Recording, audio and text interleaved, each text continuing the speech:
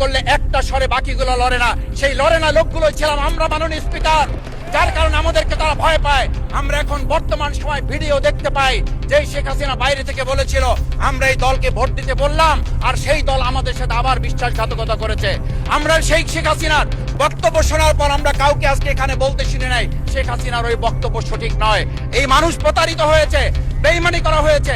আবার যদি গণভোট জুলাই সনদ নিয়ে এই জাতির সাথে প্রতারণা করা হয়, তাহলে মূল্য দিতে হবে শুধু নয়, আবার আমাদেরকে 17 বছরের সেই জেল জুলুম নিপীড়ন গুম খুনের জায়গায় আমাদেরকে ফিরে যেতে হবে। আমি মনে করি পরিষ্কার বক্তব্য, গণভোটের প্রতি সমর্থন না জানিয়ে জুলাই সনদকে যদি আজকে ইগনোর করা হয়, তাহলে আমাদেরকে কিন্তু আবার সেই গুম খুনের আয়নাঘরের দিকে আমাদেরকে ধাবিত করা হবে। আমি মনে করি গণভোটের বিরোধিতা করার অর্থ হচ্ছে আমরা আয়নাঘরকে সমর্থন করতে চাই। গণভোটের বিরোধিতা করা মানে হচ্ছে 70% মানুষকে আমরা অন্যায্যভাবে তাদেরকে আবার ধিক্কার জানাতে চাই। আমি এখানে স্পষ্ট বলতে চাই, আপনারা যেমন 51% সমর্থন নিয়েছেন, 70% প্রায় জনগণ কিন্তু গণবিপ্লবের গণভোটের পক্ষে তারা রায় দিয়েছে।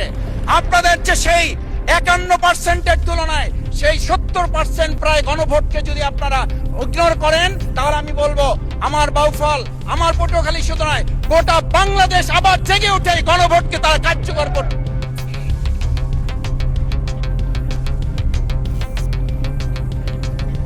ধন্যবাদ, আপনি 1 মিনিট পেয়েছেন।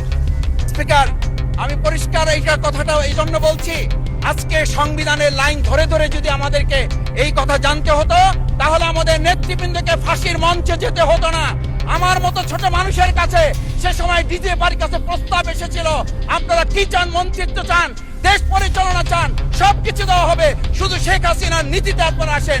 সেই নীতি তো ছিল 72-এর সংবিধান, সেই নীতি নিয়ে আজকে কেন এখানে এত কথা বলা হচ্ছে? আমরা পরিষ্কার জানি, আমরা যদি সেই 72-এর সংবিধানকে ভালোবাসি, তাহলে এখানকার নেতৃবৃন্দ এবং মরহুমা বেগম খালেদা জিয়া নিজে বলেছিল আমরা সুযোগ পেলে এই সংবিধানকে আমরা ছুঁড়ে ফেলে দেব। সেই সংবিধানের প্রতি আজকে বর্তমান সরকারি দলের কেন এত প্রেম জাগ্রত হয়েছে, এটা বাংলাদেশের মানুষের জানার অধিকার আছে। আমি আমার প্রিয় বাউফলের মানুষের প্রতি ভালোবাসা শ্রদ্ধা জানাই, যেই বাউফলবাসী আমার দাবি আদায়ের জন্য, আমার এলাকার মানুষের অধিকার আদায়ের জন্য এখানে দিয়েছে।